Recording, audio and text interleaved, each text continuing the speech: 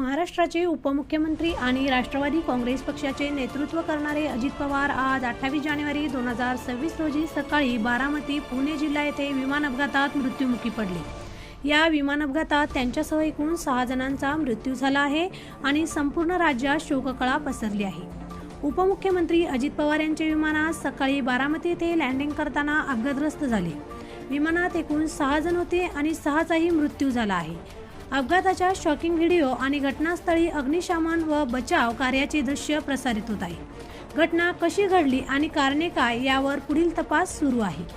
विविध राजकीय नेते आणि नागरिक यांनी दुःख व्यक्त केले आहे आणि शोककळा व्याप्त आहे।